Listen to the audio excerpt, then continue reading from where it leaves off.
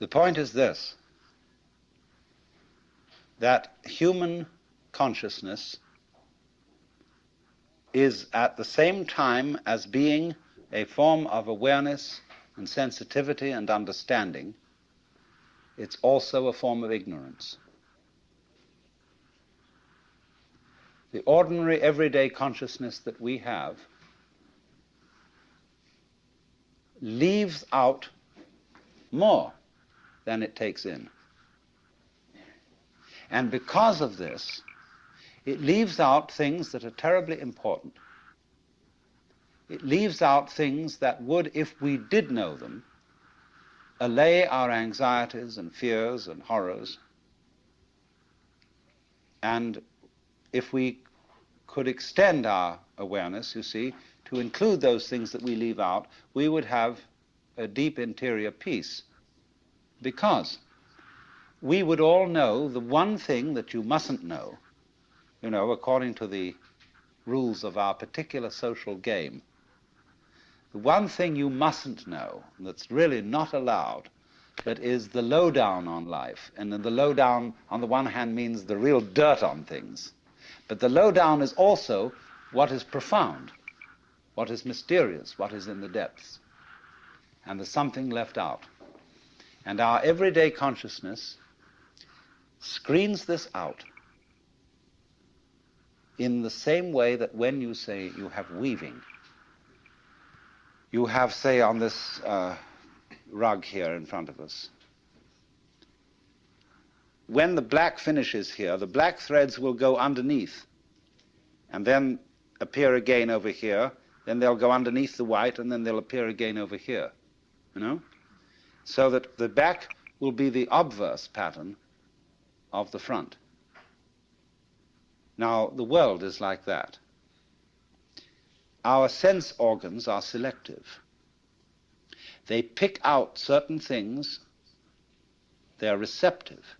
For example, we have a small band of what you might call a spectrum of light, of sound, of tactile sensation, and so on, to which the human organism is sensitive. But we know that outside that small band, there is a huge range of vibrations to which we have built instruments that are sensitive. Things like cosmic rays, ultraviolet rays, gamma rays, hard X-rays, so on. They're all outside the band of our spectrum. And obviously, there are things that are outside the range of our instruments. We may build new instruments someday which will evoke, bring into our consciousness other orders of vibration altogether. But yet, as yet, we don't know about them. So you could imagine, you see, the universe is a vast, vast system of vibrations and has infinite possibilities. All these vibrations, you know, are like the strings on a harp. And the harps that the angels are supposed to play in heaven are really this huge possibility. See, when you play the harp, you select strings. You don't play all the strings. It's stupid to just run your finger along the whole edge of the harp, back and forth, and go. What you do is you pick out with your fingers, select, just like on the piano, you don't go brrrm. You pick out certain notes, and these make the patterns. But at the same time as you pick out, you reject what you don't pick out. But it's all there, constituting a fundamental continuity, the kind of continuity of the thread as they go to the back of the woven material and make up the obverse of the pattern that's on the front. Now, the question that is absolutely basic for all human beings is, what have you left out? You see? You are focused on certain things that constitute what you call everyday reality. Look, you single out people, and you see them sitting all around. And you know there are things that are really there. And then behind the people are the houses or whatever we live in, and the earth, and behind all that the sky, and so on.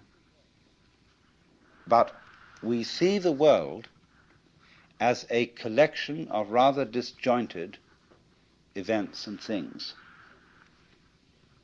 And I might say to you as you came in here today, now, my goodness, you all forgot something. What did you forget?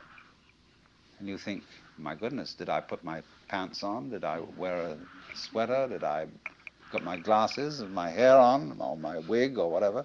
And no, it's none of that. It was something you've forgotten. See, everybody's forgotten something. You left it out. You've just missed it. See? And so I can bring this out, what you've forgotten, if I ask you, who are you? Well, you say, I'm Paul Jones, or whatever your name happens to be. I say, oh, no, don't give me that stuff. Who are you really? And you think, whoa, of course I'm just me. No, don't give me that. I don't want to hear all that nonsense. You're playing a trick on me. Really, deep down, who are you? I don't know. Well, that's the thing to find out. That's the thing that's been forgotten. See, that's the underside of the tapestry, the thing that's been left out.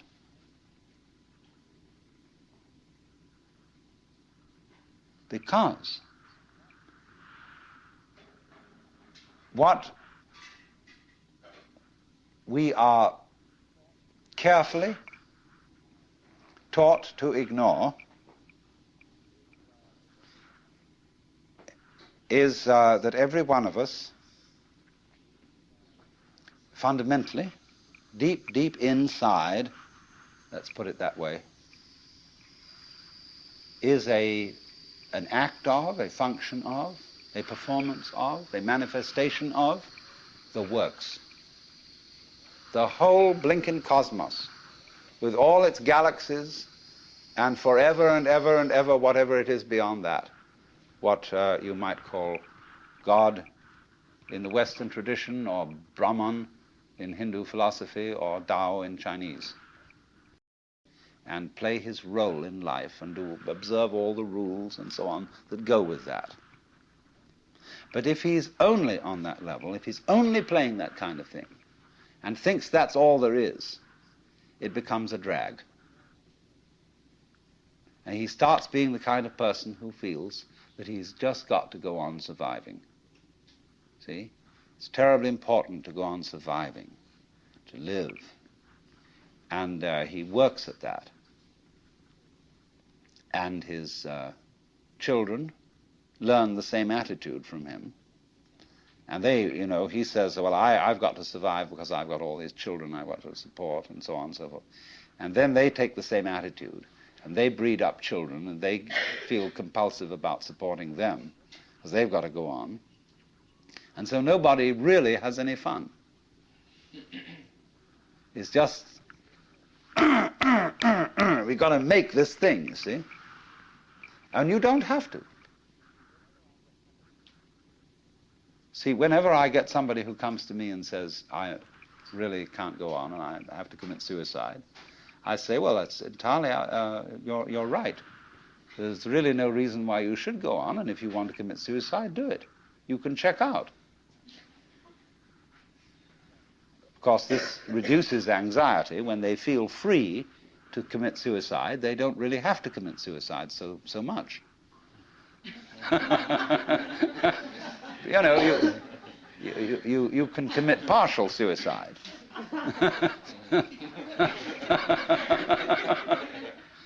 So the sense that you just have to go on living, see, that life is a must. When you say to anything spontaneous, see, life is spontaneous. It happens, in the words of the Taoists, Ziran, which means of itself so. That's their Chinese expression for nature. What happens by itself, what isn't pushed, but it just pops up, you see? Like, I'll never forget, there was a great Zen master I knew once in New York.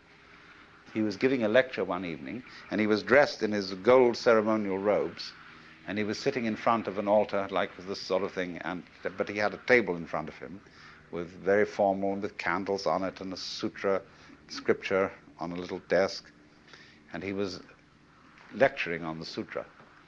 And he said, fundamental principle in Buddhism is no purpose, purposelessness.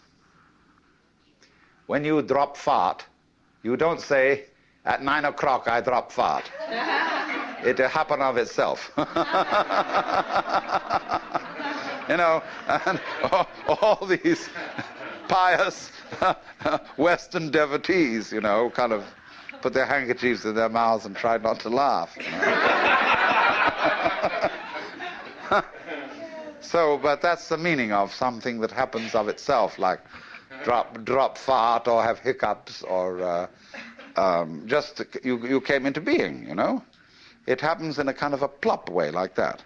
See? Now, you can't tell that process, you ought to happen. You must happen. Because that puts a bind on it. In the same way as when you have a little child and all the relatives have come to a party on Thanksgiving, and you put the child into the middle of all the relatives and say, now dear, play. See, it absolutely bugs the child to do it like that. And so this is the problem for every artist. Because an artist is a man who makes his living by playing, whether he's dancing or painting or playing music or whatever it is. And he has to overcome this problem. He has to know how to play in public at a given time on an appointment. See? Now that's not an easy thing to learn. But when you catch on to the trick of it, you can do it. To play on demand. That's the hardest lesson of life, to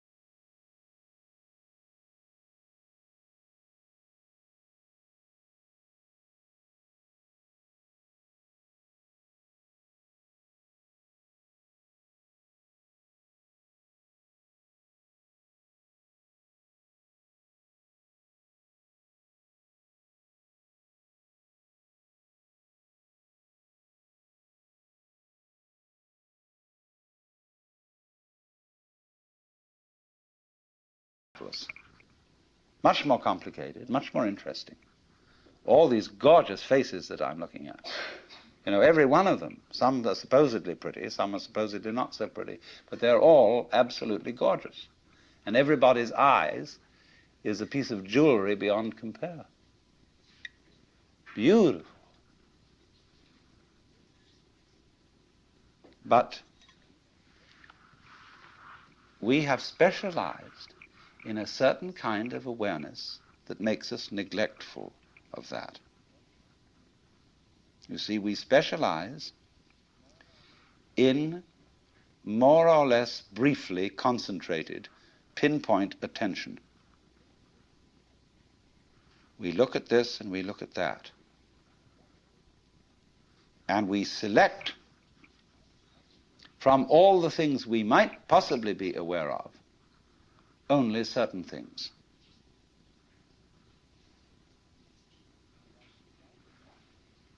And as a result of that, we leave out of our everyday consciousness, generally speaking, two dimensions of experience. One, amazing beauty of experience that we never see at all.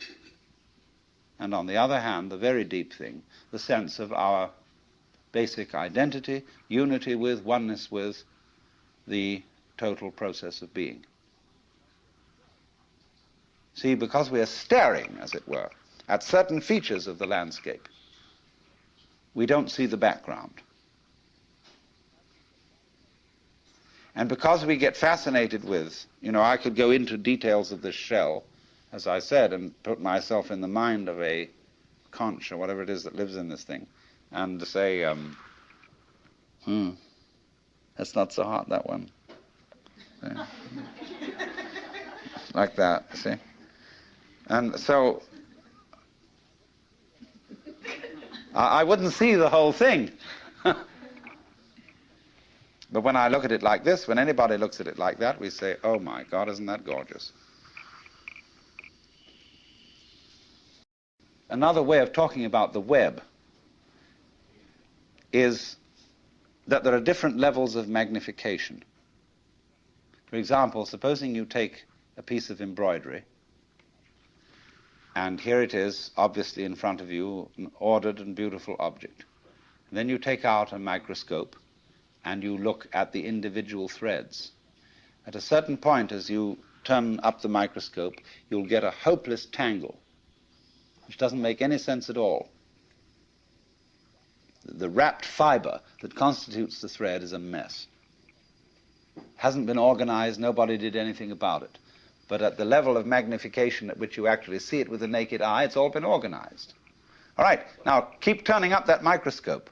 Take one of those individual threads in the fiber that seems to be so chaotic and go into the constitution of that. And again, you'll find fantastic order.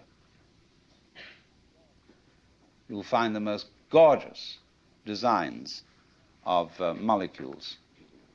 Then to keep turning it up. And again, at a certain level, you'll find chaos again. All right, keep going. And at another level, you'll find this marvelous order. Now, you see, order and randomness constitute, in other words, the warp and the woof. Where everything is in order, everything's under control.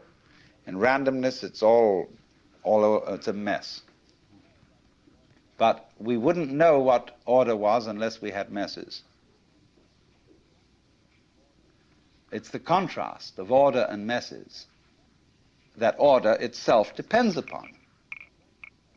And so in this exactly the same way, it is the contrast of on and off, there and not there. In other words, life and death, being and non-being, that constitutes existence.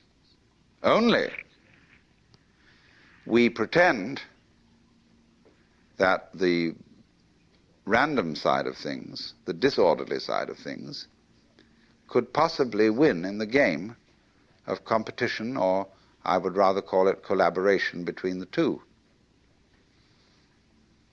When you lose sight of the fact that the order principle and the random principle go together,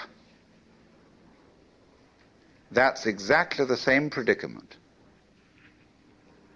as losing sight of the fact that all individually delineated things and beings are connected underneath. You know, just like mountains stick out of the earth and there's a fundamental earth underneath them, so all of us as different things, we stick out of reality and there's a continuity underneath, but you ignore that, you see. That's the thing that's left out. See, I'm just giving you many examples of the same principle. But really, deep down, we are, each one of us, everything that there is. Doing it this way, and then again that way, and then again another way, and that's what it keeps up doing forever and ever. Only, it has holidays, which are called deaths. You know, in the story of the creation of the world in the Bible, God works for 7 days and rests the seventh. It's necessary to have a holiday. Holiday is holy day. And the Sabbath, for the Jews, is Saturday, for the Christians is Sunday, because Saturday is the last day of the week, but Sunday is the first day of the week. And it's a slight difference of alteration between a Jewish temperament and a Christian temperament. Some people like to take the holiday and then do the work. Other people like to do the work and then take the holiday. And since the Jews do the work first and then take the holiday, they're always a little up on the Christians in business.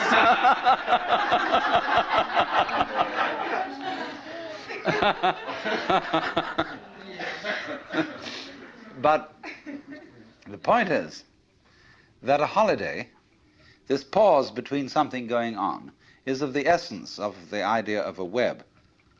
For example, there's an famous Irishman who's supposed to have described a net as a lot of holes tied together with string. So the holes are very, very important. And these are the holy days. You see, the holes. This all goes together. So there must be that interval. And it exists on all kinds of levels. It isn't simply that there is, for example, a sound that is sounded. Is a vibration, and the sound goes on and off.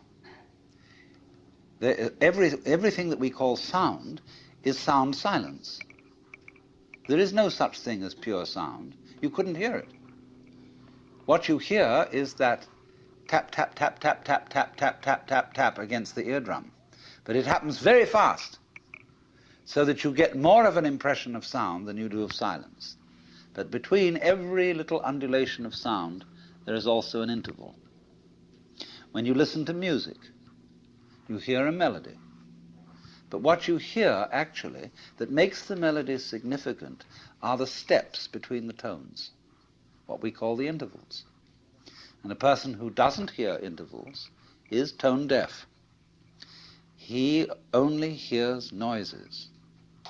He doesn't hear the steps. So that interval between whatever happens is as important as what happens. So we'll call these two things, the sound and the silence, the life and the death, somewhat analogous in weaving to the warp and the woof. Now, look at the marvelous way in which warp and woof go together. A piece of cloth is an extraordinary thing when you consider it's made of a line of string. There's something that always struck me as a child, fabulous, that string, just thread, could turn into cloth. Why should it hang together? My mother was a very great artist in embroidery, did absolutely fabulous work. And she could do everything with thread, sewing, knitting, embroidery, make tapestries, repair tapestries. Oh, just fabulous work. So I've grown up in a background where thread is of enormous importance. She made her living this way. for a while. So I was always amazed at the way, say, you take a ball of wool and with knitting needles, and suddenly it turns into a sweater. Fantastic. But I found out, you see, the secret of this, which is that it will do this, it will hold together by this combination of warp and woof. By this process where one thread goes under the other, omits the next, goes under the other, and then the next thing does the same thing but in the opposite way. Connect that. And they hold each other up. For example, you can put two sticks of wood and lean them against each other, and they'll stand up. You know, the Chinese character for man looks more or less like that.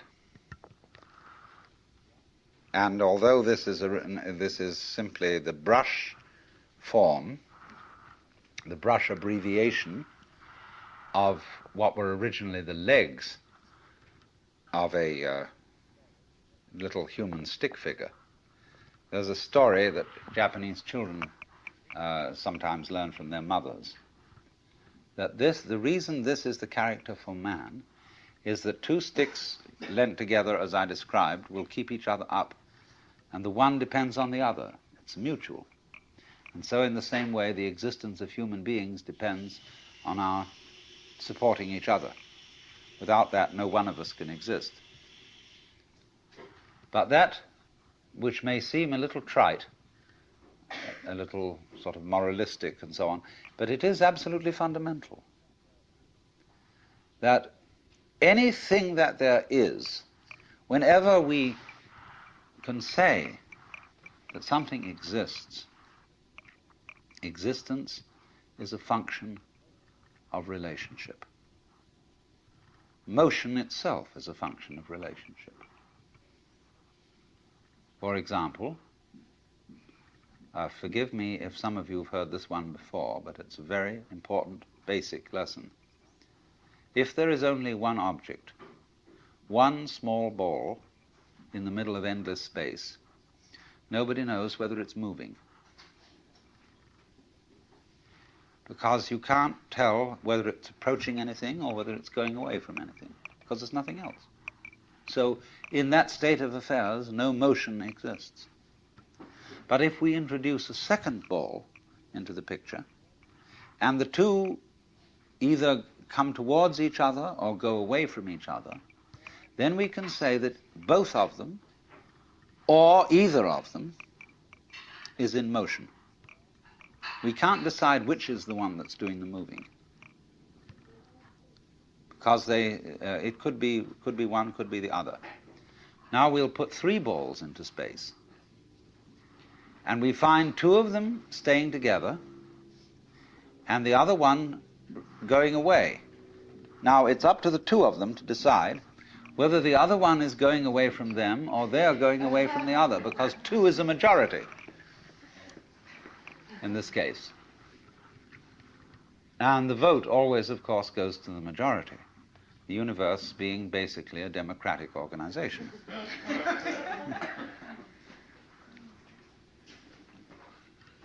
And so it goes. Now, once you've got that, you can see that motion is a form of relationship.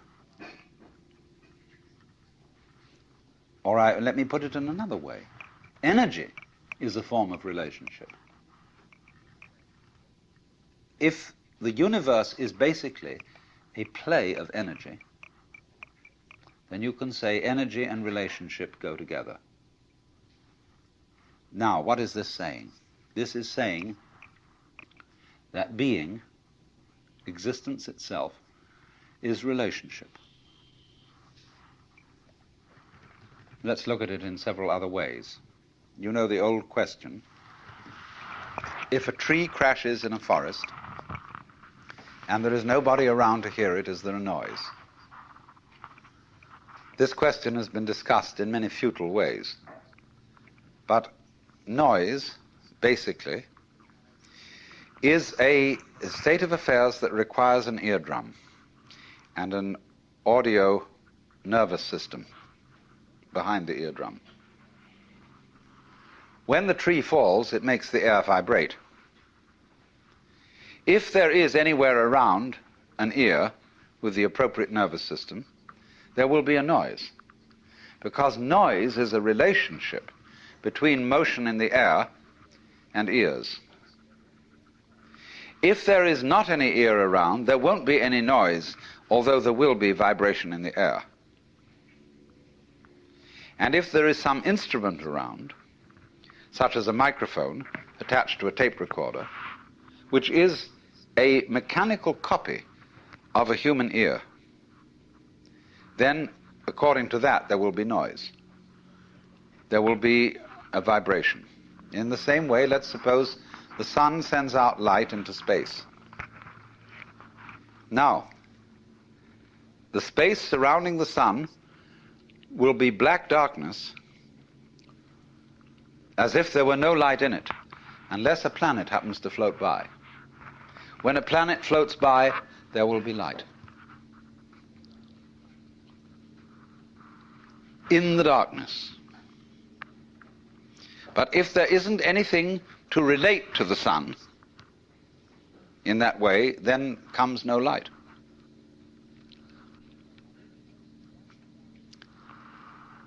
Now this goes right down to the root and ground of everything. It goes down to the essence of your nerves, of your whole being, that it's all an interdependence.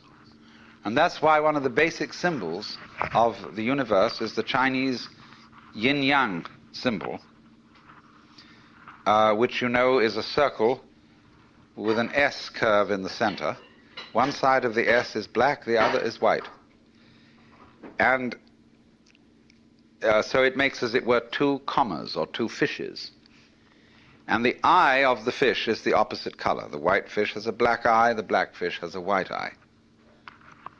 And these things are going like this, see? Curling in on each other. Now this thing is called a helix, and that is the fundamental form of the galaxies. The great nebulae we see out in space are doing this, curves. And this is basically to the position of sexual intercourse.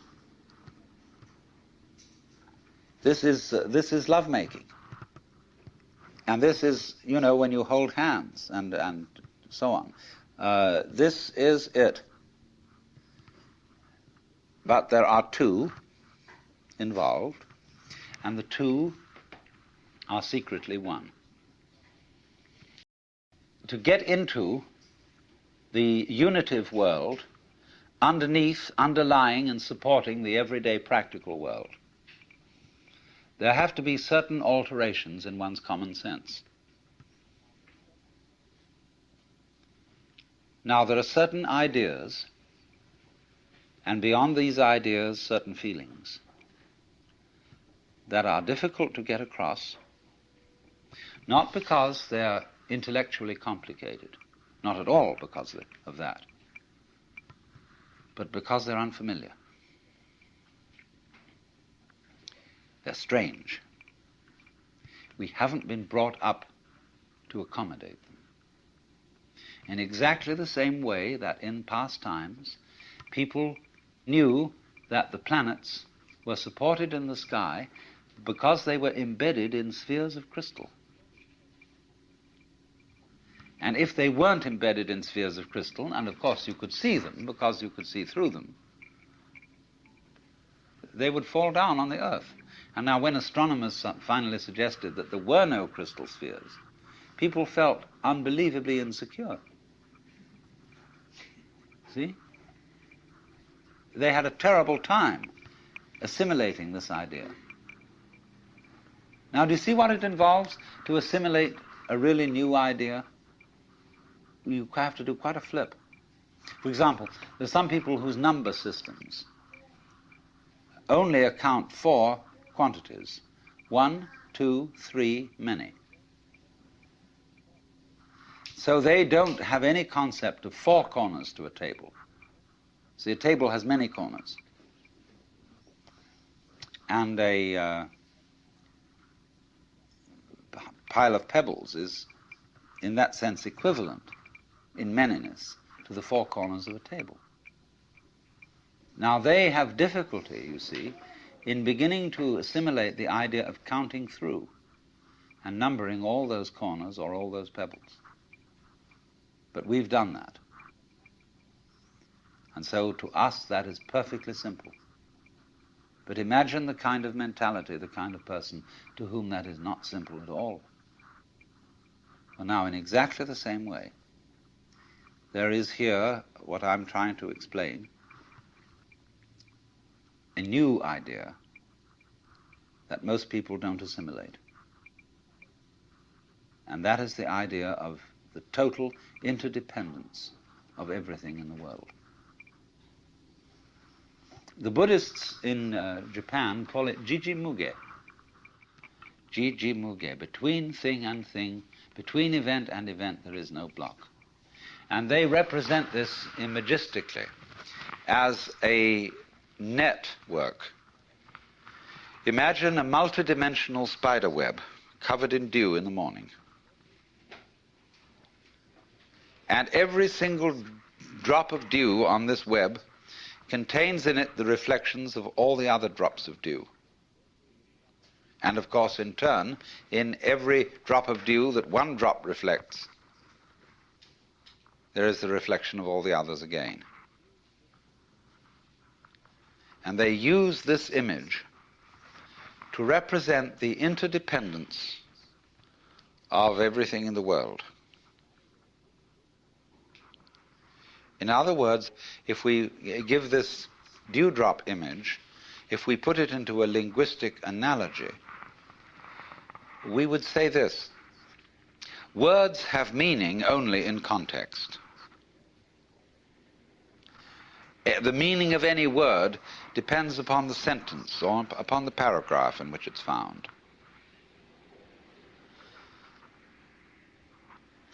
So that if I say, this tree has no bark, that's one thing. And if I say, this dog has no bark, that's another thing. So you see always that the meaning of the word is in relation to the context. Now, in exactly the same way, the meaning as well as the existence of an individual person, an organism, is in relation to the context. You are what you are, sitting here at this moment in your particular kind of clothes, and with the particular colors of your faces and your particular personalities, your family involvements, your business involvements, your neuroses and your everything.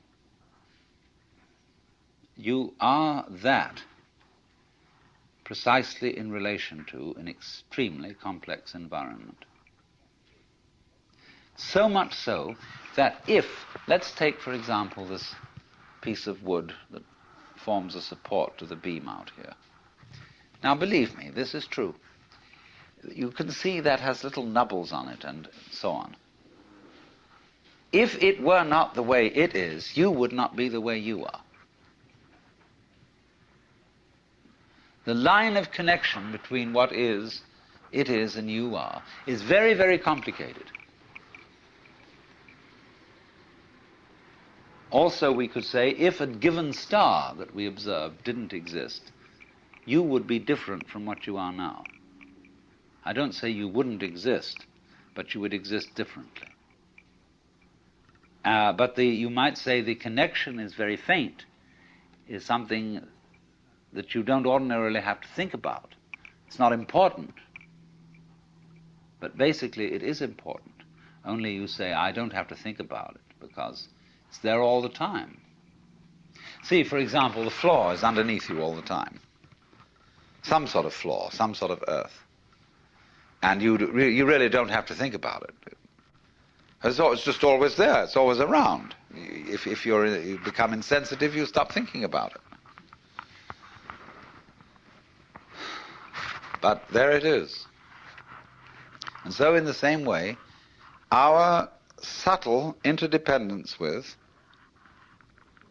Mind you, it's not just our plain existence.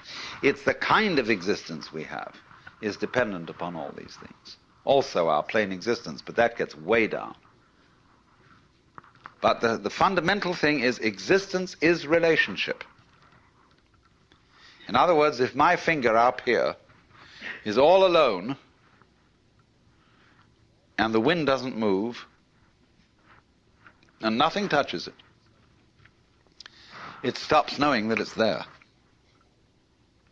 But if something comes along and does, immediately it's aware that it's there. So,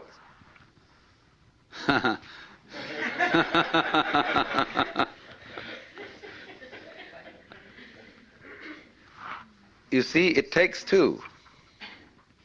We could have so much fun, but it takes more than one. And she don't want to.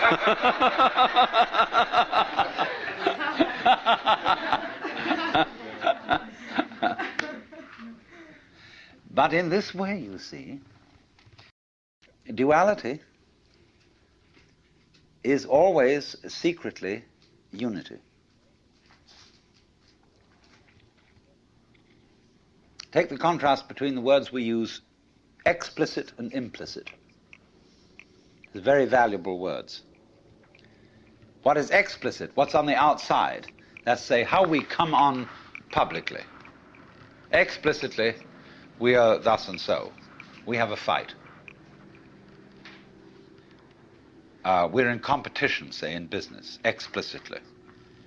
But implicitly, we've worked this out, that we've agreed in a secret way that nobody knows about, that this competition is extremely valuable to both of us. Now, take it politically, for example. Let's take the situation of Russia versus the United States. Explicitly, in public, this has to be a big fight. These two ways of life, these two ideologies are opposed. They say, we're... But behind the scenes, it's all been carefully worked out. You bet it has. That this opposition has to happen. Because our economy depends on it, and their economy depends on it, and everybody knows this who's smart. But there are a lot of people who get taken in by the propaganda, and they should be taken in because that makes the thing work. It's crazy. But that's the way it goes. And everything works this way. There is, for example, when swans start to mate, they are not sure what they're supposed to do. And they begin to fight. I had a long talk about this with C.G. Jung. He lived on the edge of Lake Zurich, and he had a little summer house right on the water's edge, and there were many swans there. And I was getting up at the end of a conversation with him, and we were beginning to walk back to the main house, and I said, "Isn't it true that swans are monogamous?" And he said, "Yes, they are." He said, "Do you know, I have had most interesting relationships between these swans, and many of my female patients who thought they were homosexual." I mean, Jung wasn't a sexual snob. I mean, he understood all the legitimacy of all kinds of sexual variations. But he said it has been a point of departure for our discussions. And he said it's a very funny thing that when they begin to mate, they start fighting. And they don't know what it's all about, and then suddenly the fight turns into lovemaking. So that's what I mean. Underneath opposition, there is love. Underneath duality, there's unity. That Tweedledum and Tweedledee agreed to have a battle. So, you see, here's that weaving principle. The things hold together by over, under, over, under, over, under, over. And that creates a stuff, it creates a fabric, it creates clothing, it creates shelter, it creates what we call matter. Matter, mater, mother. and also the same word, maya, illusion. See, the world as a marvelous illusion. Now, we've got to go into this. Look at another form of the thing. You can play it not only by two as one, but you can play it by three as one. You know the trademark for Ballantine's Ale, which is 3 interlocked rings. Now, the way these rings are interlocked is such that they are joined only if the 3 of them are present. If you take one away, the other 2 fall apart. This is a very interesting phenomenon, but it can be created physically with steel rings. Their cohesion depends on all 3 of them being present. We have tried, scientifically, to understand the world and explain its mysteries by analyzing the smallest particles of things that exist. Inquiring down, what is this thing we call flesh or call steel or stone? What is it made of? Go down into the midst of it. And that's given us a certain understanding. But only half of the understanding. Equally important is not what is the tiniest particle, but in what context is the tiniest particle. You see? In relation to what is it? Just as the word bark, as I showed you, has different meanings in different sentences. So cells, molecules, atoms have different properties in different contexts.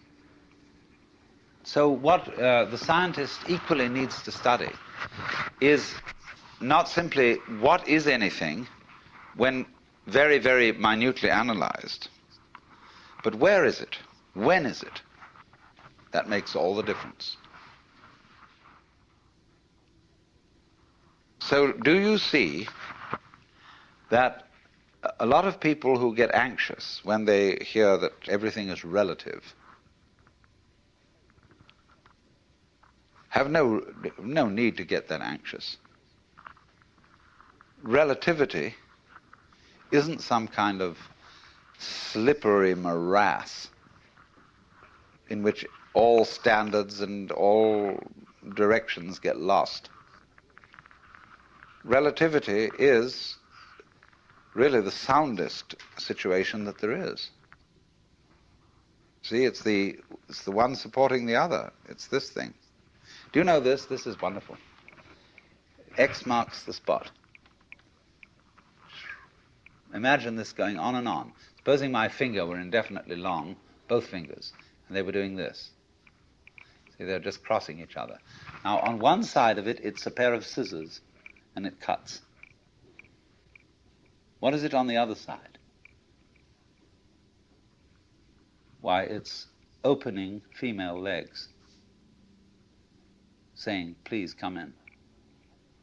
This utter softness, utter receptiveness. On the other side, it's but on this side, it's please, please, please, please, yes. Welcome.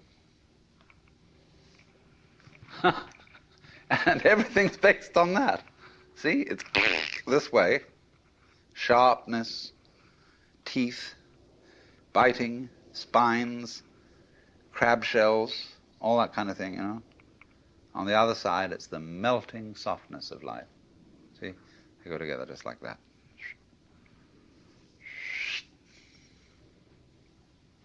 And goodness knows what it is on these outer two sides. I haven't thought about that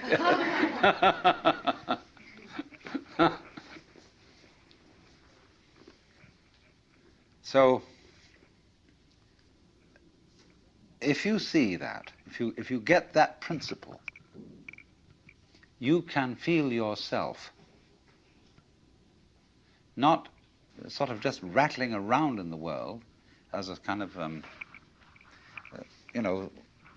somebody who's been stuck down there.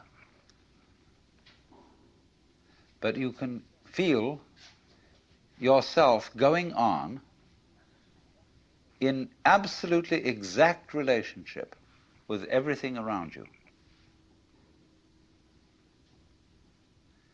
And this is very beautiful. It isn't just that you are here looking at what's out there, like you might be photographing it with your eyes. It's that if that there wasn't there, you wouldn't be here. The outside thing that you see and the inside thing that you are poles of the same magnet, or back and front of the same coin, and without one there isn't the other. That means, of course, then, that we are living in the midst of a world of animals, vegetables, minerals, atmospheres, astronomical bodies, that's highly intelligent. Its intelligence concentrated, crystallized in our brains. That's where it comes out, you see. In any field, let's take any field of forces. We take a chemical solution, and at certain critical points in this chemical solution, the crystals start to form. And so in the same way, the total intelligence of this whole universe crystallizes in human brains. Also in other kinds of brains. But that's where it really comes out. But it's the total intelligence of the whole field that does this.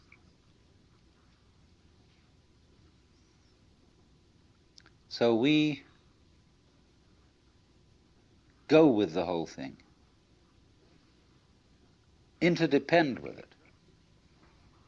We don't live in an environment which is just rock, just air, just atmosphere and so on. The environment's only like that when we think about it analytically and try to explain it. But when we think of it isn't just rock and air, see, but those things go together. When you see the interconnectedness, when you see in the simplest way how flowers go with bees and other insects, they don't live without them. Humans go with cattle, they don't exist without them. Plants, etc., etc., etc. When you see the intervals, the significance of the relationships between these things, it's only then, when you see that you are aware of the melody. Go back to the illustration I gave of the person who can't hear melody, who's tone deaf. He hears only a succession of sounds because he's not aware of the intervals. Now, most people are brought up to be tone deaf in respect to their own existence and the rest of the universe. They don't see the relationships. They are not aware of the unity.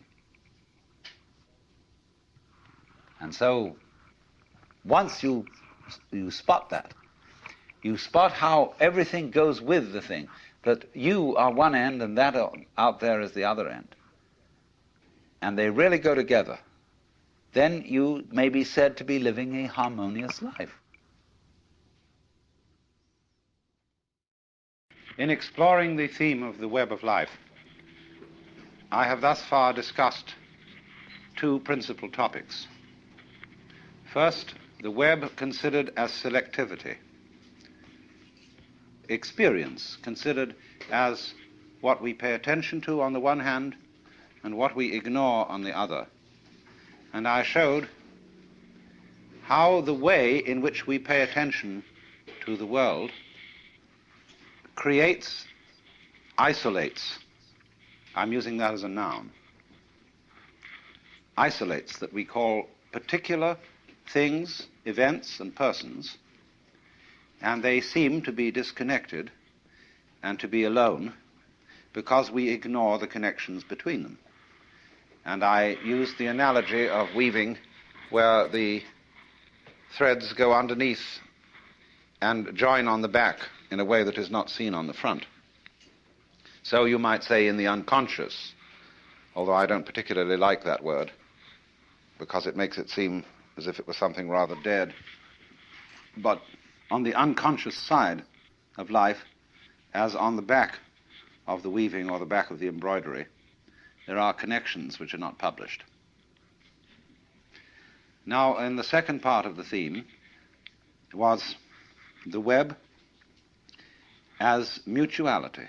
When I discussed the way the existence of a web, the existence of cloth or anything like that, depends on a mutual support of the warp and the woof. And this miraculous thing occurs that when the things support each other, being comes into being, cloth comes into being. And so in exactly the same way, our world is a manifestation of relativity. And this requires a balance, a combination, a relationship of opposites in every domain of life. And although these opposites are explicitly different and even antagonistic, they are implicitly one. And that's the secret. See, these two secrets that we went into. The connection between what are supposed to be separate things and events and the mutual unity between what are manifestly, that is to say openly, for purposes of publication, opposites. Now this afternoon I'm going to take two other aspects of the web. The web is a trap, like the spider's web is a trap for flies. Also, the lovely embroideries are worn by women as traps for men, from a certain point of view. And I want to consider the web as something playful. You see, there are so many ways of looking at it. And you will find that all these ways are right, but what we need is the fullness of the view. There are people, for example, who can see the web as a trap and get stuck with that. There are people to whom existence is simply hateful. They see it as nothing but a ghastly mistake. The Lord really erred when he created this world, because he arranged it in such a way that everything lives by eating something else. And what I'm doing is I'm describing a certain point of view, you see. I'm not exactly philosophizing, I'm describing a point of view. You can look at life in such a way that the whole thing is this ghastly mistake. For example, there is no such thing as genuine kindness or love. Everybody is really pretending that they are loving other people in order to get some advantage from them. And indeed, there is a point of view which occurs in certain forms of paranoia, where people don't seem to be real. They are mechanisms. And you can think that out quite intensely with a good deal of intelligence. After all, if you start from a good old Darwinian or Freudian basis and see that man is a material machine and that the consciousness of man is simply a very involved and complicated form of chemistry, and that's what it is, you see, well, then this awful mechanical things, these Frankensteins that everybody is, they come around and they say, well, I'm alive. I'm a human being. I have a heart. I love, I hate, I have problems, I feel. And you feel like saying, come off it. You're just a monster. And you put on the civilized act because really you're just a set of teeth on the end of a tube.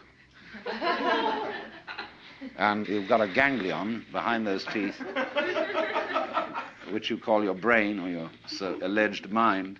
And this thing is really basically there for two purposes. One, to be cunning enough to get something to eat, to put down the tube, and the other, you know what, Mr. Freud's libido. And everything else, you see, can be construed as an elaborate, subtle way of pretending that that's not really what you want to do. but you do. But you put on a great show. Now, some people, according to this view, get mixed up. They so repress that what they really want to do is to eat and to screw, that they get involved in higher things that are the masks for these activities, and think that that's the real purpose of life. And then they become what's called neurotic. And because they get involved in being pure camouflage. So that's what's called escaping from the facts, not looking at life, not looking at reality correctly. Now, this is a very strange thing, you see, that it is partly true that the universe, so far as its biological aspect is concerned, is this weird system that lives by everybody eating everybody else. Only what we do to maintain what is called order and civilization is that various species make agreements, as it were, that they won't eat each other. They'll cooperate, and so be an enormous gang which can beat down the others. So the human being is the most successful so far of this gangster arrangement. We are the most predatory monsters on Earth, and we have cooperated to assault the fish and the vegetables and the chickens and the cows and everything, you see. Only we do it by not letting our left hand know what our right hand doeth. In other words, ladies and gentlemen, unless gentlemen happen to be prone to going hunting as a sport, they don't see their food killed. They don't see the slaughterhouse. And so what you get in the butcher, in the market, is steak, you know, is a thing in its own right. It has nothing to do with a cow. A steak is a thing shaped thus and so, and it looks as if it might be like a banana or something like that, you know, and nobody worries. And when a fish is served up, it does indeed look like a fish, but it's not the squiggly, squirmy fish that comes out on the end of a fisherman's line. You know, when you really fish, you realize that the fish doesn't like it very much. Now, there is that absolutely extraordinary side of things that is really terrifying. And so let me repeat the illustration I used of the cross in the net, where one side of it is scissors that cut and eat, teeth that chew and get this thing in, and the opening side of it is like James Joyce's in Ulysses, the girl who says yes, and I said yes, yes, yes. She wants to be absolutely ravaged by her man, you see. So it's open, open, open. But now comes if we take the dark view of things, the horrible view. Excuse me if I go into some rather grisly details, but have you ever heard of a vagina dentata? That is the idea that in the sexual organ of the woman there are teeth. And a lot of men have this fantasy, and so are rendered impotent. They don't make love, because they feel that the price of this blessed experience, this creative experience, this loving experience, is you're going to get trapped. You're going to get emasculated. You're going to lose your precious member. And this is a very ancient fantasy. It appears throughout all known history. Because this is simply the woman's come on, where she attracts, but she is out really to get you. She is basically a spider mother, you see, who is selfish and doesn't really love you. Not really, but says she does. And, of course, there are, on the other side, all the tricks of the men, which go without mention.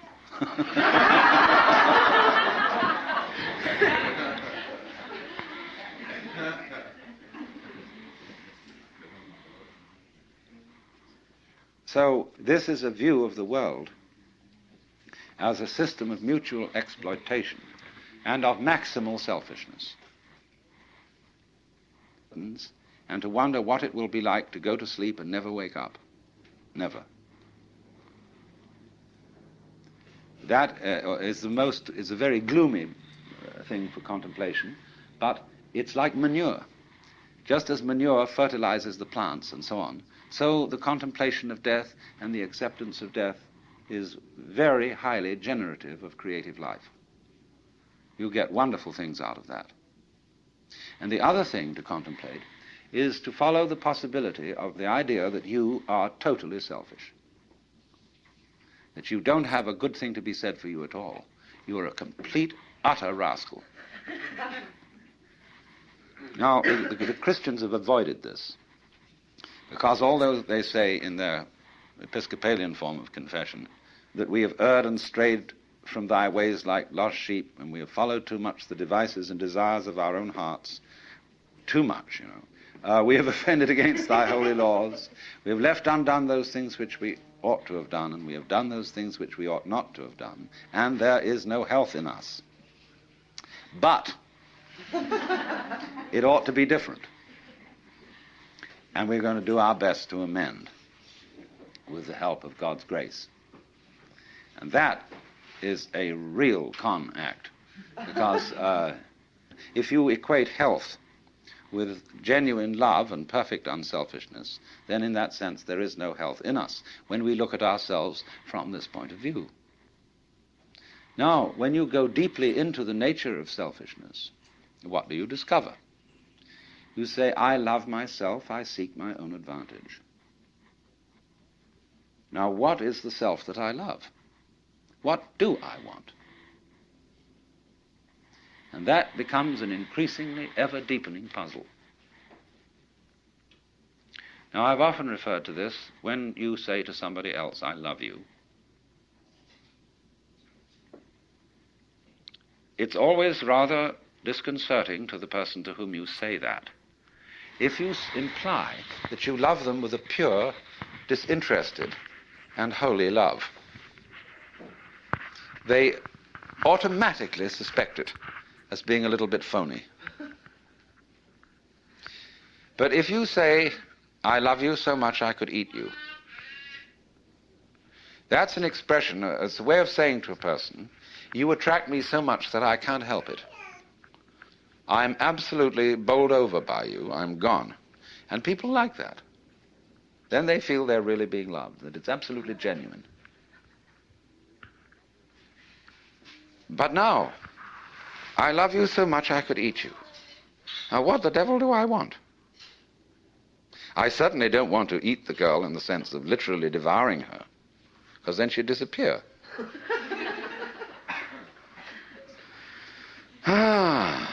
But I love myself. And what is me? In what way do I know me? Well, it suddenly occurs to me that I know me only in terms of you. See, when I think of anything that I know and that I like, then it's always something that can be viewed as other than me. I can never get to look at me, real me. It's always behind. It's always hidden. And I really don't know it well enough to know whether I love it or not. Maybe I don't.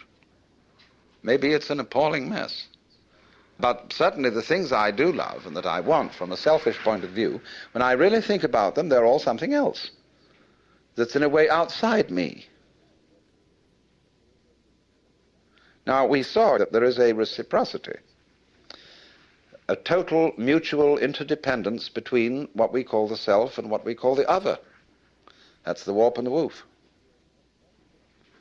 And so, if you are perfectly honest about loving yourself,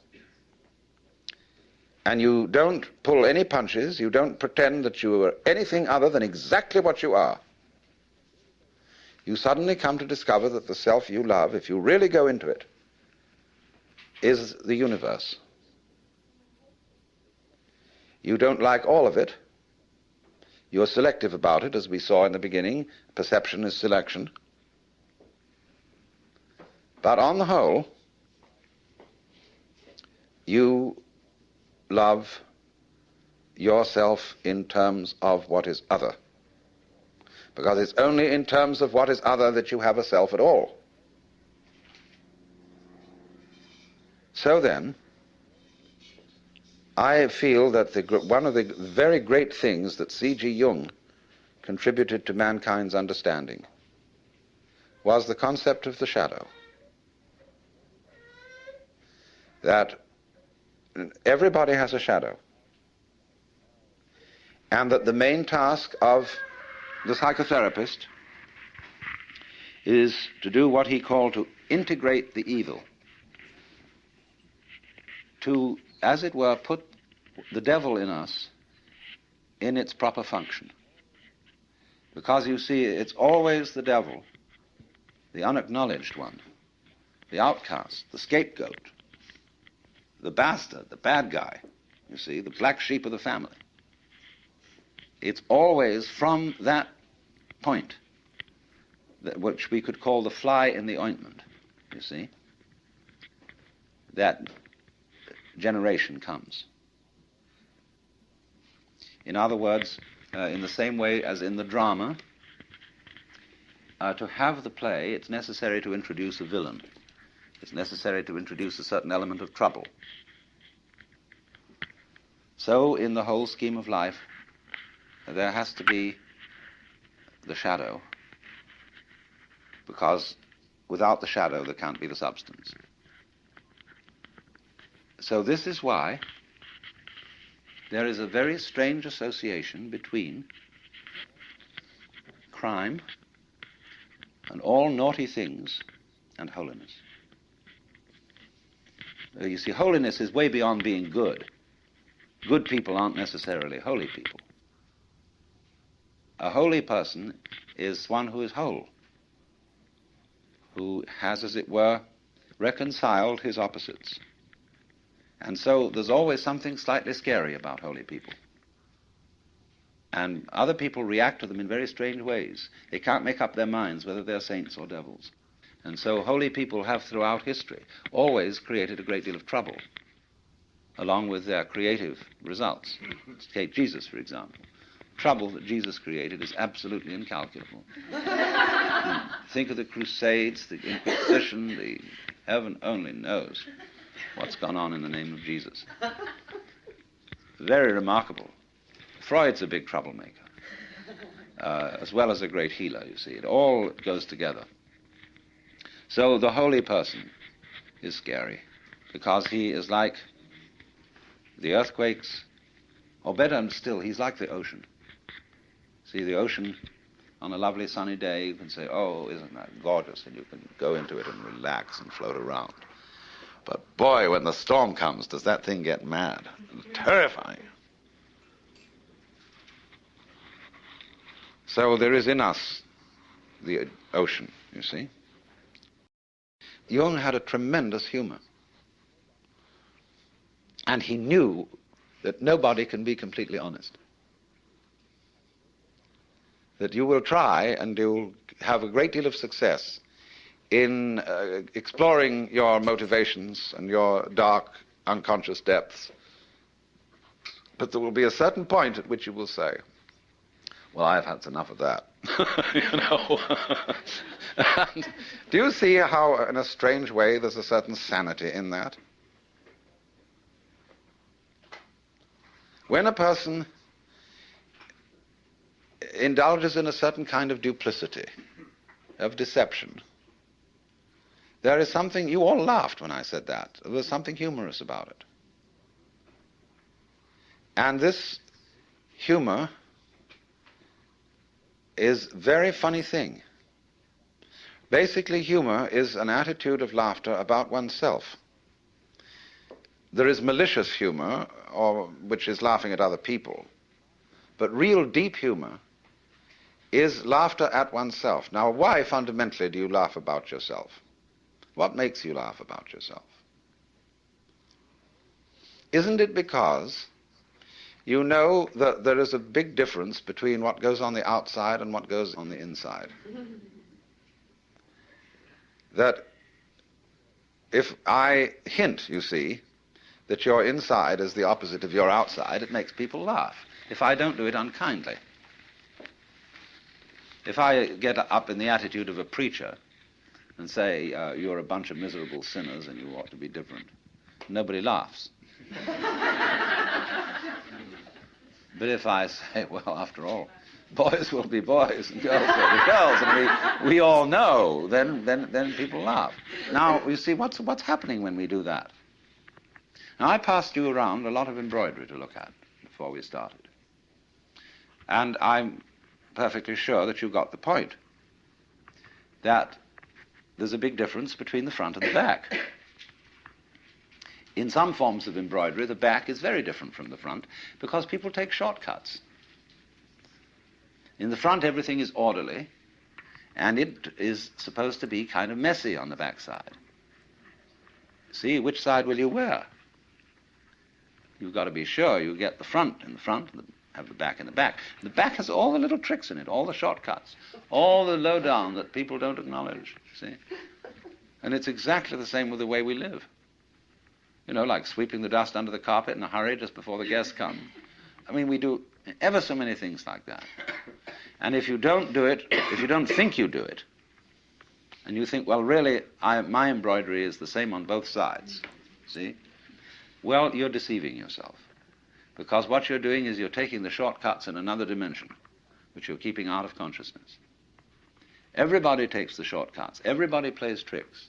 Everybody has in himself an element of duplicity, of deception. Because you see, from this point of view that I'm discussing, where the web is the trap, to be is to deceive.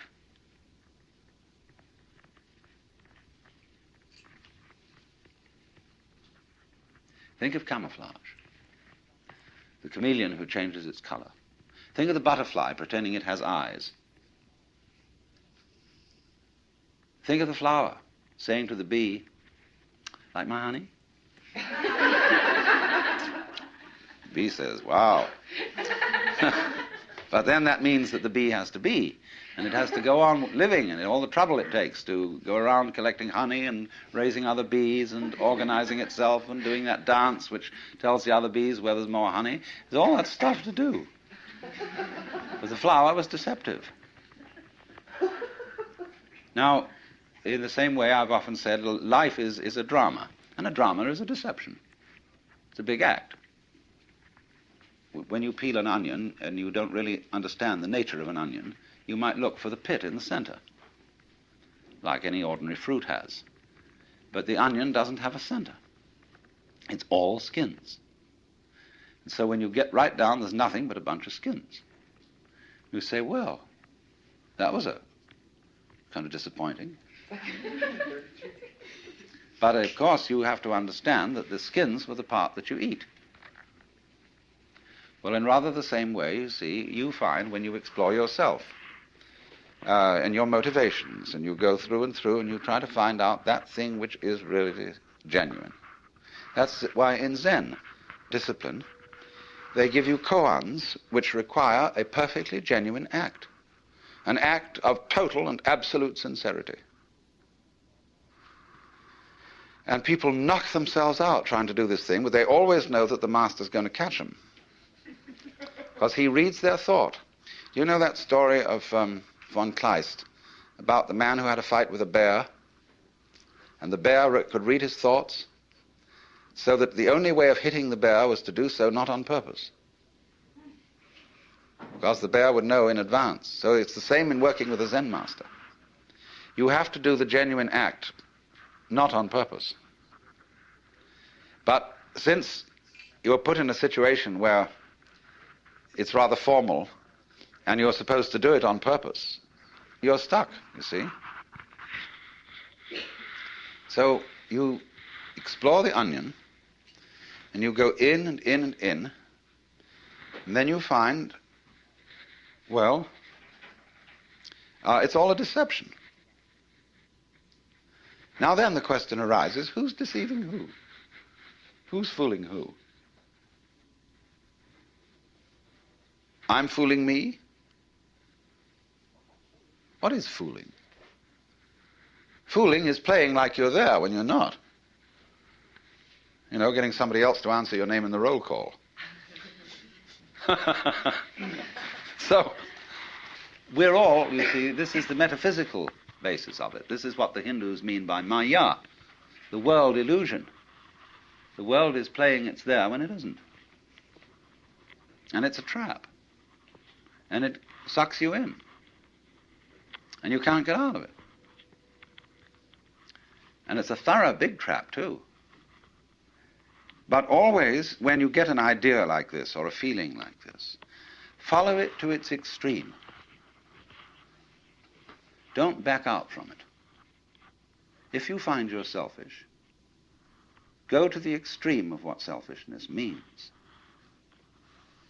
Confusion largely results from not following feelings or ideas to their depth.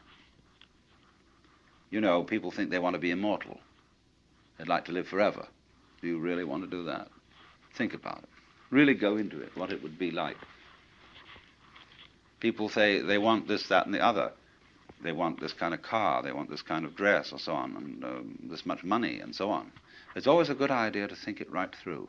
What it would involve to be in that situation, to have those desires fulfilled. Also, when you form a relationship to another person, think it through too. You see? How inconvenient could they be? However attractive. And always turn the embroidery round and look at the underside, but don't get caught doing it. See, that's something one does on the side in secret, because otherwise you play the game that everything is as it's supposed to be on the front. But that makes you humorous, and that makes you human.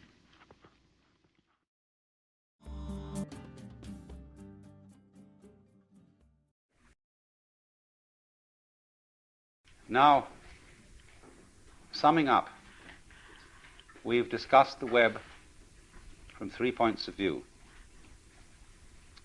As an analogy of the selective operation of our senses and mind, whereby certain things in the world are picked out as significant according to certain game rules.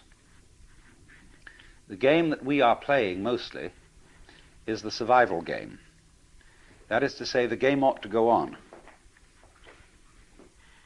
Only,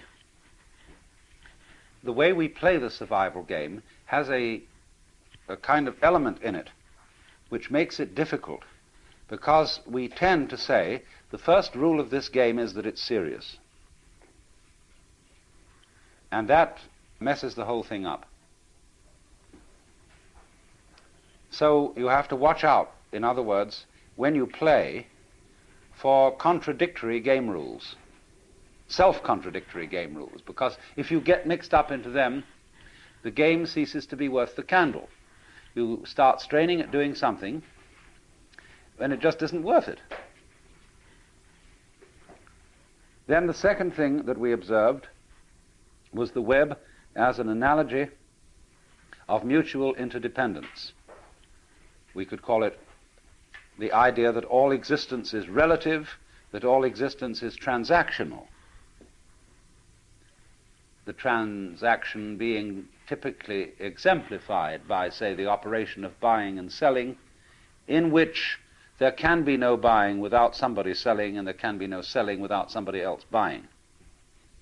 That kind of interdependence, of the inside going together with the outside, what is in you going together with what is outside you, is absolutely fundamental to existence. It is existence. Existence is relativity. Then we explored the web as a trap, the spider's web.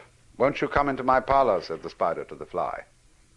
And we saw what happens if you look at all of life from the point of view that it is original selfishness and original hunger. And we found that if you take that point of view to its ultimate extreme, it dissolves. And it isn't so bad after all. There's a famous comment that R.H. Blythe made on the passage in Macbeth, where Shakespeare says, "It is a tale told by an idiot, full of sound and fury, signifying nothing." And Blythe says, when it's put that way, it doesn't seem so bad after all. I remember that I had a Zen master friend who wrote a letter to a friend of mine, which was passed on to me, saying that the greatest writers, this friend of mine was aspiring to be a writer, and he was trying to write novels that would put across Buddhism to people. You know, sugar the pill. And my Zen master friend didn't approve of this at all. He said, don't write any story to people. Write it to the great sky. Because all the real masters of literature, especially novelists and storytellers, are great masters of nonsense. Think of Lewis Carroll. You can use Lewis Carroll, and he did use Alice in Wonderland, as a Zen textbook. Because 'twas brillig and the slithy toves did gyre and gimble in the wabe. And that's Zen.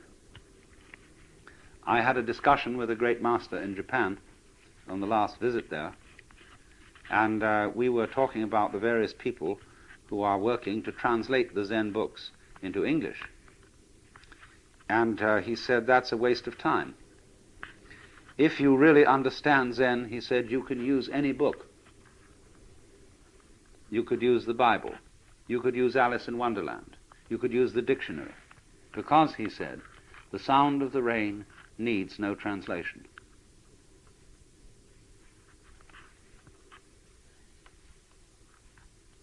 So what does the rain say? Evening rain. It is the banana leaf that speaks of it first.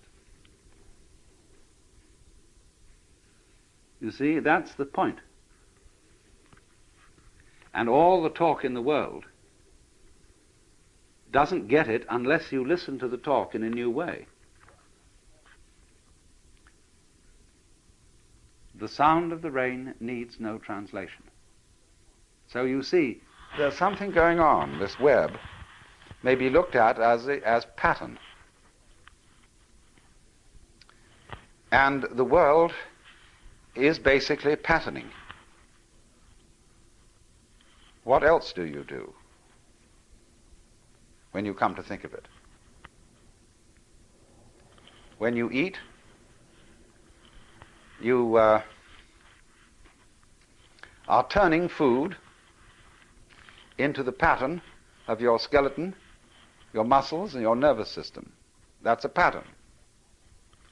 And you see basically, hooray for that pattern. That's great, it's terribly interesting. But then you want other patterns. You like to look through a microscope and see the patterns that exist in the small world. You like to look through a kaleidoscope or a teleidoscope and see the patterns. You like to have paintings around and see the patterns. You like to watch the water play. You want to watch the birds go and the clouds and all that. Fascinating patterns. And that really does, doesn't it, seem to be the point. I mean, what do you do when you're very rich and you want, let's take some rascal of ancient times who became very rich by all sorts of skullduggery and warfare and so on. He got himself a suit of armor, a beautiful sword. And he had the armorer make the most intricate patterns, arabesques of inlaid gold on the steel. Why? Because it's, as they say among the Pennsylvania Dutch, it's for nice. What do people do most of the time when what would they like to do, really? What's your idea of heaven? When people are unoccupied, as far as I can make out, they get together and they sing and dance. Or else watch somebody else do it. Nowadays we live in a non-participative culture, and we don't do very much singing and dancing. We're lugubrious. But we watch other people do it on television. What we really are interested in is to be able to spend all the time going, you know, something like this. And that's what our heart's doing, that's what our lungs are doing, it's what our eyeballs are doing, and it's what all these fantastic capillaries of the veins are doing. They're going just doody-boo-doo, hubba-boo-ba-dee-dee-dee-dee, see? And that's the point. Now the thing is, ought this to be allowed? You know, dare we admit it? Because we've been brought up, you see, in a cultural context in which the universe is presided over by somebody serious. And it's only very, very occasional obscure references in the Jewish and Christian scriptures to the idea that God dances. Of course, in Hindus, they know Shiva dances, and all the gods dance, and they're represented in the dance. But in our way of looking at things, no.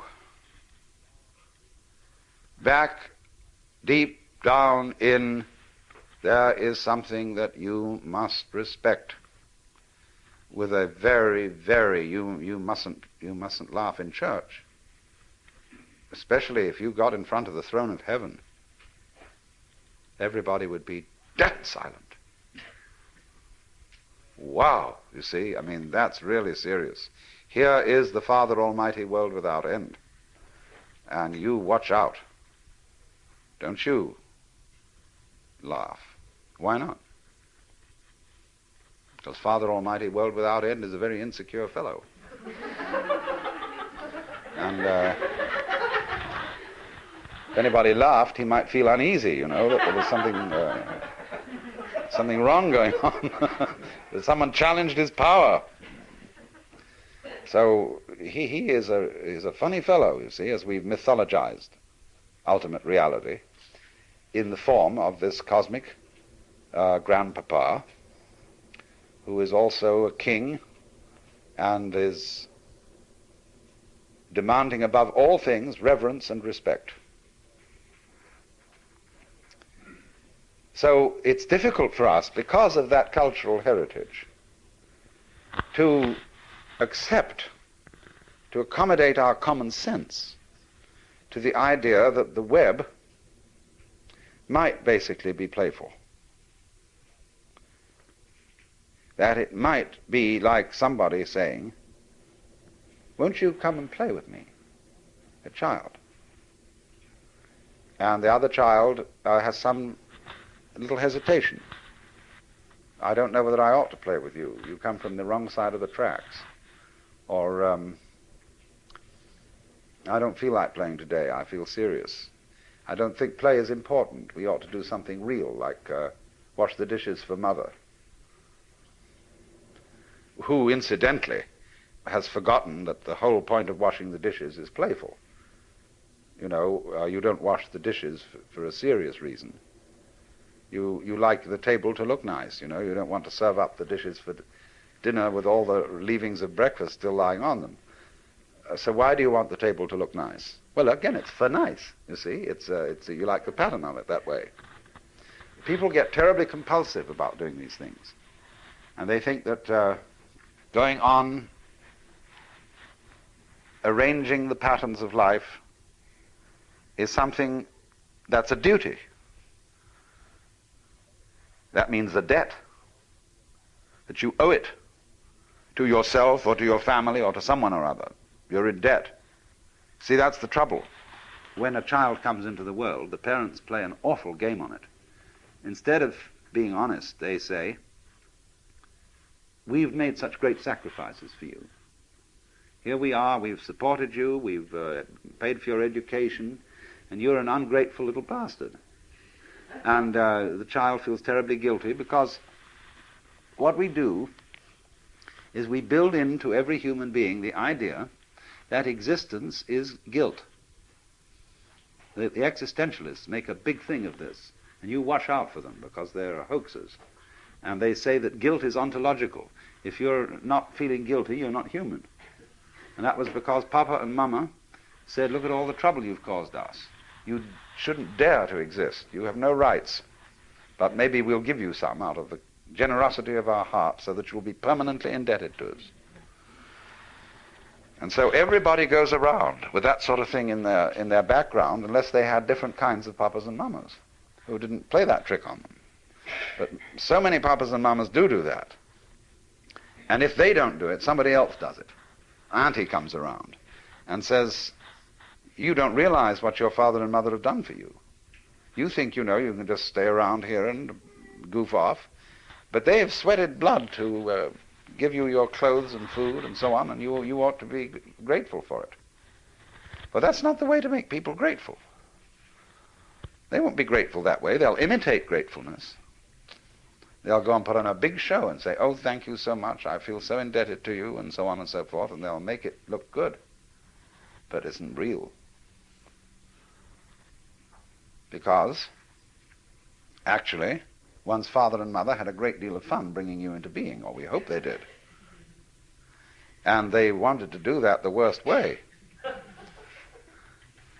They have no reason to complain about all these things and try and make the children feel guilty.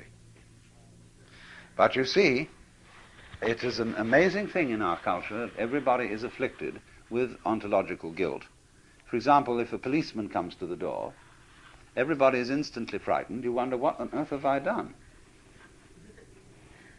And there are certain clergy who are absolute experts in making you feel guilty. They are really marvelous. And there are clergy of all kinds, for all classes, and for all levels of intelligence. They can make you feel real guilty. Only you have to watch always what games people are playing. Now you see, the thing is that really is a puzzle, is that they don't admit they're playing games. And when a person is playing games and doesn't admit that they're playing games, then you have some kind of a trickster who isn't really being fair to you. Now, of course, the game, that this game is not a game, has a certain kind of a fascinating quality to it. How mixed up can we all get? Let's try. See? That's a certain possibility in that. I would like to go insane and be as insane as anybody has ever been and be the farthest out crazy nut in the world. See? That's a game. But it's not a good game. It's a game being played by a person. What?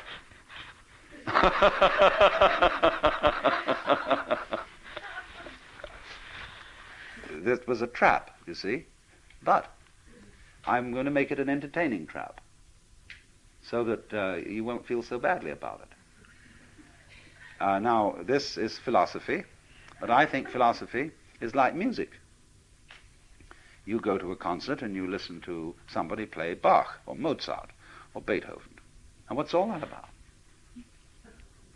You know, it isn't about anything except dee dee dee dee dee dee dee dee dee dee dee dee. You know, that's what it's about. And so, in the same way, as I conceive my work as a philosopher, I'm simply pointing out that existence is the same kind of a thing as a Bach invention. It's going this way and that way, and hills and waters going all out there, and the fish are going around in it and breeding, and the ducks are doing this, that, and the other. And that's the same thing as dee dee dee dee dee dee dee dee dee dee dee dee dee. See? So if you can admit that that's what it's all about, you have a little problem. Because there's not only the threat that it really might be serious and that you shouldn't be laughing about this, but there's also a kind of opposite. Then are you saying it's merely just fiddling around? See? I mean, you're saying it's only a game? Is that all there is to it? Well, now, what do you think? You see, this again is a question that everybody has to think things through. What did you want? Didn't you want a game? Did you want it to be serious in the end? Think about the question. What kind of a thing would you like God to be? What would you like to do for eternity? Really? Here is Jan van Eyck, who paints the eschatological picture of the Last Judgment. What a strange man he must have been. For here is heaven above and hell below. And in heaven, here's God the Father, God the Son, God the Holy Ghost, all there together, and the Virgin Mary and the apostles, and they're all sitting in committee. And they have an aisle, just like in church, and there they are facing each other, and they're all sitting there very solemnly. Now, I don't know what it's about.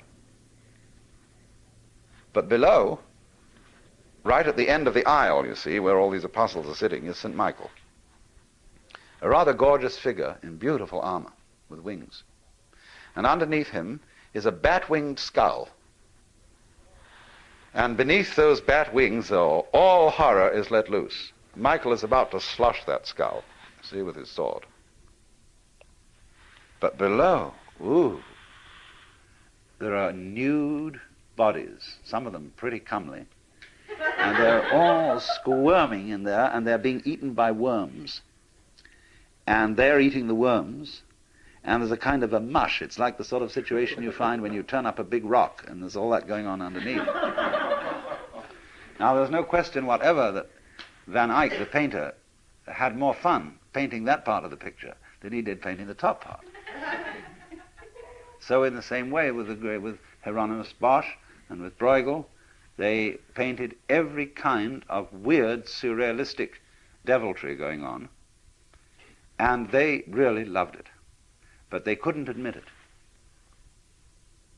Now, the only time when the holy people had a ball was when, for example, the Islamic artists made arabesques, and the Celtic artists made fantastically intricate lattices to decorate the margins of their gospels and missals.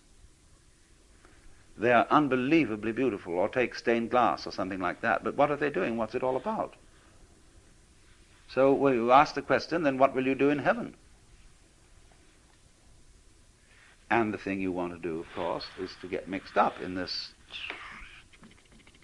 little, see, it's like the musician. He likes to take a melody, then he likes to put another melody that fits in with it, and another one that fits in with both, and then a fourth one, and arrange them together, and he invents an instrument like an organ that he plays with two hands. Then he adds foot pedals so that he can play with his 2 feet. And he can get this hand doing one rhythm, this doing another, this doing another, and this doing another.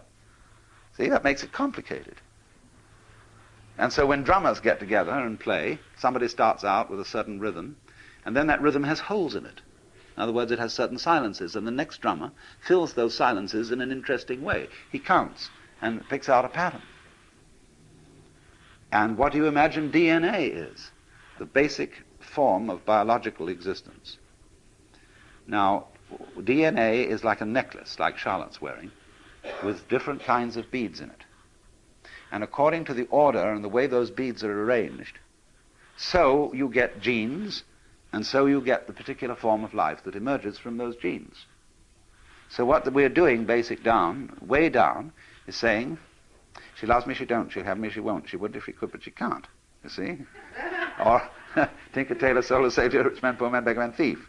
Well, this is the way life is going on. And as a result comes all this, you see?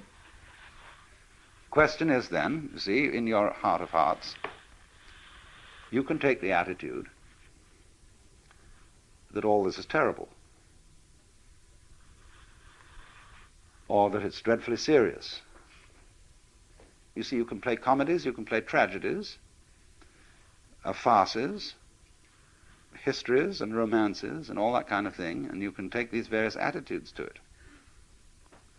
But if you are awakened, and as it were, you've been let into the secret, which is what we've been talking about, see? Because the web is also the curtain, the veil. The veil which hides the face of God from the angels, you see. There's always this veil. That's why we like a striptease. Because there's an implication of this. You should never give the show completely away. There always should be a little bit of a veil left, you see. There always is. Because even if you find the striptease artist gets completely naked, there's really something hidden. What's the motivation? What sort of a person is she? Would I really like to embrace her? Or would she have bad breath? No? Or something. And you never really know. You never really get to the bottom. That's why everybody, all men poets, say that women are basically mysterious. And they ought to be. So are men basically mysterious, from women's point of view, although they play that they're not. See, this is the way it goes. Men are supposed to be very open. And they say, well, of a certain situation, this is the way it is. After all, it's perfectly rational. It's a matter of practical affairs. And women say, well, they say, I'm not quite as articulate as you are, but I know there's something you've left out, but I can't explain it. So, what I'm saying is, I think this. I'm trying to share with you a certain style of life and an attitude to life and an insight. Well, I've taken you on one side and said, listen, kids, things aren't what they seem. Don't be fooled.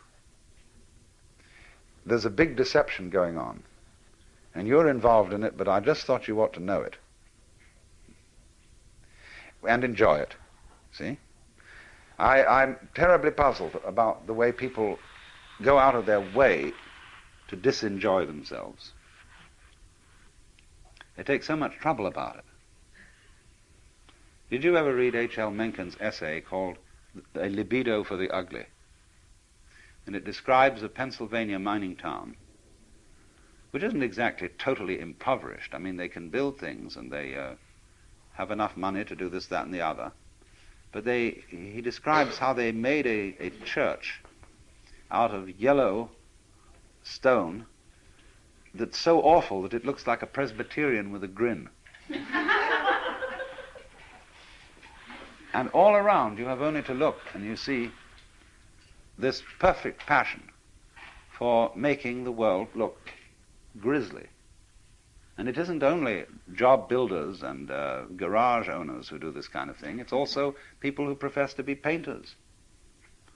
They're actually using excrements for painting in Paris today, on the theory that the world is shot to pieces, and that since the artist is a representative of his times, he ought to show the times as they really are, as a social critic. And so he makes the most weird. I mean, he paints Campbell's soup can, and then he makes music that shrieks and screams in the most... he just goes out of his way to make it sound as ugly as he possibly can manage. And the ingenuity is about that is endless. Because that is the times. He's a critic, you see.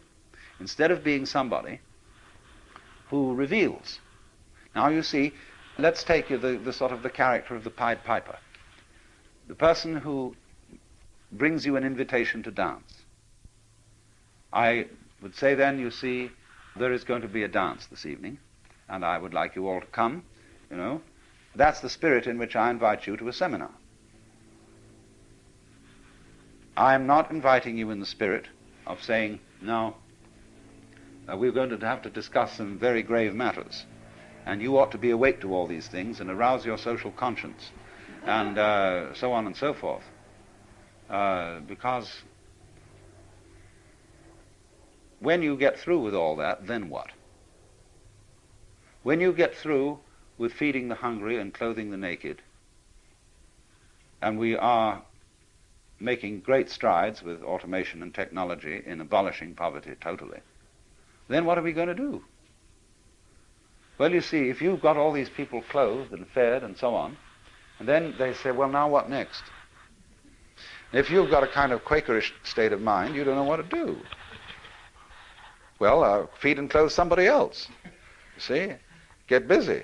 But then, where is that leading? So you see, to spread joy, you have to have it. To impart delight, you have to be more or less delightful. And to be delightful is not some factor of trying to make yourself look delightful. It is to do things that are delightful to you. You become thereby delightful to others. That's to say, people who are interesting are people who are interested. Any person, for example, who is constantly thinking about all sorts of other things and other people and so on, because they're fascinating, becomes a fascinating person.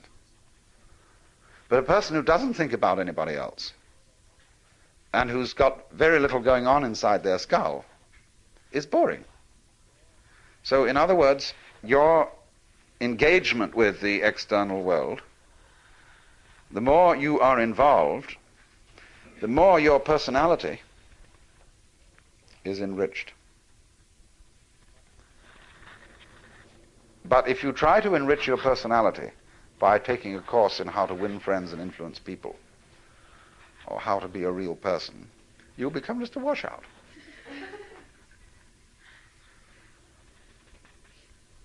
Because you will be in a kind of small circle. You'll be, as it were, you'll be like somebody trying to get a good nutrition by biting his nails.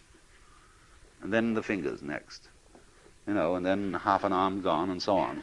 And you're entirely nourishing yourself with yourself. Now, of course, on a vast scale, the universe does that. It eats itself up. That's why the symbol of the snake swallowing its tail is a very fundamental, archaic symbol of life. But the way it's done is that the snake has in some part of the ring a place where it's not sensitive. It's called the unconscious. Where it doesn't know that what comes to it in the form of food is actually what left it in the form of excrement.